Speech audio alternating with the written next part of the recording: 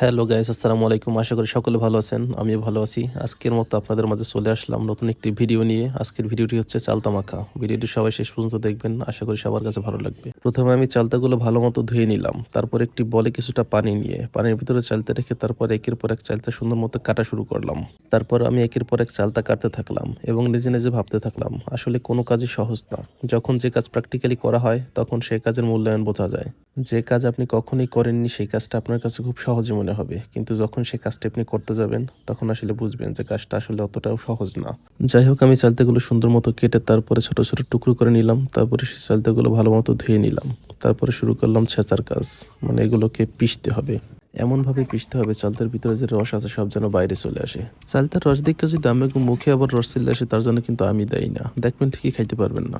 তো ছেঁচার পর্ব শুরু হয়ে গেল। এটাকে বরিশালে ভাষায় বলে ওসানি। পাটের উপরে থুইয়ে পুতা দিয়ে জমের ওসান ওসাইতে মনে করেন ভিতরে যে রস সব বাইর করে ফেলাইতেছি। চালতা রেখে আবার ধরলাম মরিচরে ওসানিয়া শুরু করলাম। ওসাইতে একেবারে বর্তমানেই ফেলাইয়া তারপরে মরিচের ওসানি রাইখা তারপর আবার ধরলাম ধনিয়া পাতারে। আজ খালি ওসানি পর্ব চলতেছে। এমন ওসান ওসাইতে আছে যত রস যা আছে ভিতরে সব বাইর করে ফেলাইতেছি।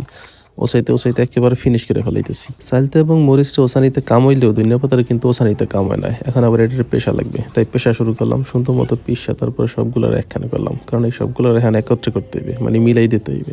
তো চালতার মধ্যে কাঁচামরিচের ধনিয়া পাতা বাড়া দিয়ে দিলাম। এখন দিতে হবে আবার শুকনো মরিচ দিতে হবে একটু গ্রানের জন্য। শুকনো মরিচের মধ্যে লবণ লইয়া ডলাডলি শুরু করে দিলাম। ডইলে ভালো মতো একেবারে ফিনিশ করে তারপরে ওইলে চালতার মধ্যে দিয়ে দিলাম।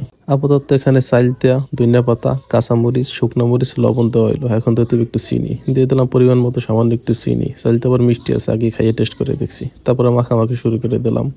একটার সাথে জানি একটা ঘনিষ্ঠভাবে একেবারে মিশা যায়। তো মাখামাখি শুরু করলাম মোটামুটি। এমনভাবে মাখতে আছি মনে করেন রসবিহীন চালতা থেকে আবারও রস বের করানোর চেষ্টা করতে আছি, কিন্তু চেষ্টা অবশেষে ব্যর্থ। কোনো প্রকার রসই বেরোয় না, কারণ রস যা বের হওয়ার সব আগেই বেরিয়ে গেছে। তো অবশেষে মাখামাখির পর্ব শেষ হইলো। এখন টাকরার মধ্যে একটু দিয়ে দেখতে হবে টেস্ট কেমন হয়েছে। না, আসলে টেস্ট অনেক ভালো হয়েছে, না খেলে আমরা বুঝবেন না। যাই হোক, সবাই ভালো থাকেন, সুস্থ থাকেন, দেখা হবে পরবর্তী ভিডিওতে। আল্লাহ হাফিজ।